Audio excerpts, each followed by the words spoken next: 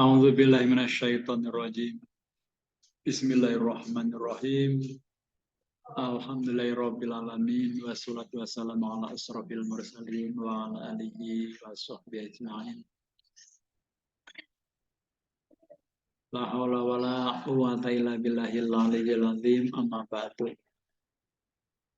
Kaum muslimin muslimat yang dimuliakan oleh Allah Subhanahu wa taala, dimanapun kita berada, di Indonesia, di luar negeri, di bumi Allah Subhanahu wa taala. Ada 8 tips hidup sehat ala Rasulullah Sallallahu Alaihi Wasallam yang harus kita teladani sehingga kita akan hidup sehat dan dirahmati oleh Allah Subhanahu wa taala. Yang pertama adalah mengonsumsi makanan yang halal dan bergizi. Allah menjelaskan, Bismillahirrahmanirrahim, Ya ayyuhalladzina amanu kulu min thayyibati ma razaqnakum washkuru lillahi in kuntum iyyahu ta'budun. Yang artinya, hai orang-orang yang beriman, makanlah di antara rezeki yang baik-baik yang kami berikan kepadamu, dan bersyukurlah kepada Allah jika benar-benar kepadanya kamu menyembah. Nah, maka kita harus makan yang baik, baik asalnya rezeki itu dibelanjakan untuk makanan maupun zat makanannya itu sendiri.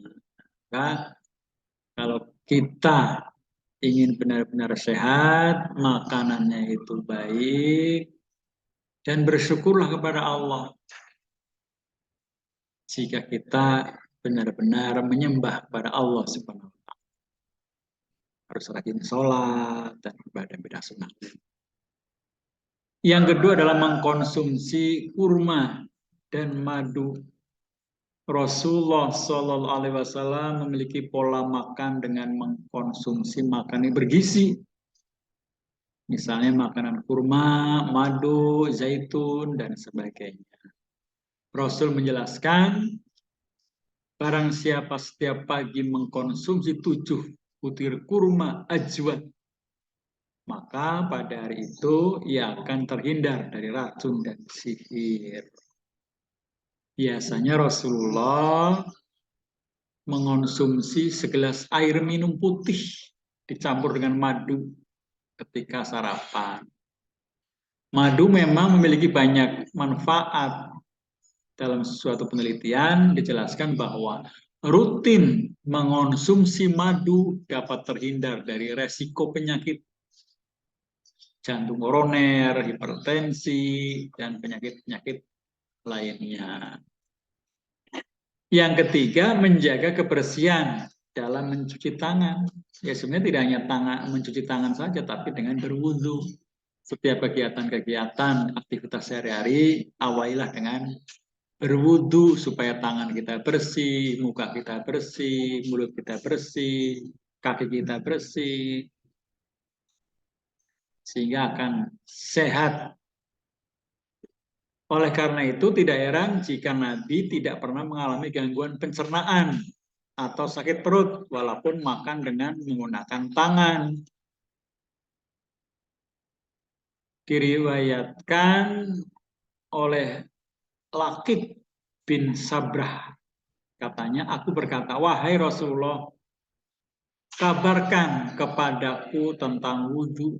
Nabi berkata, sempurnakanlah wudhumu dan sela-sela antara jari jemarimu, dan bersungguh-sungguhlah dalam memasukkan air ke dalam hidung, kecuali jika kamu dalam keadaan berpuasa. Berpuasa tidak boleh masuk ya, airnya sampai ke dalam. Ya. Dalam berwudu harus sempurna wudunya. Yang keempat, membaca doa sebelum dan sesudah makan, serta menggunakan tangan kanan. Rasulullah pernah menjelaskan, jika salah seorang dari kalian makan, maka makanlah dengan menggunakan tangan kanan. Dan jika ia minum, maka minumlah dengan menggunakan tangan kiri.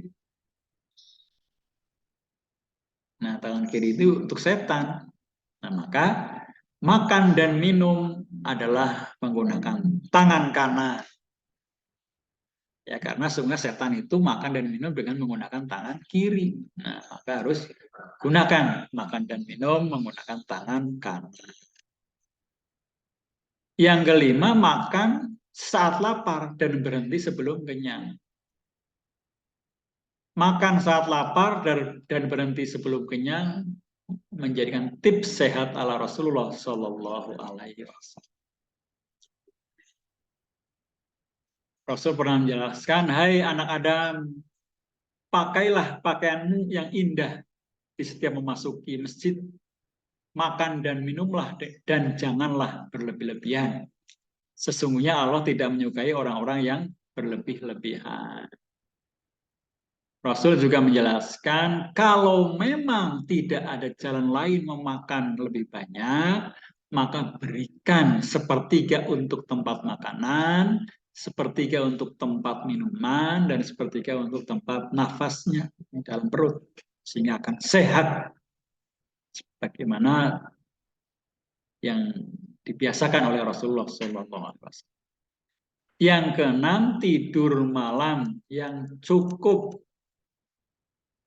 Nabi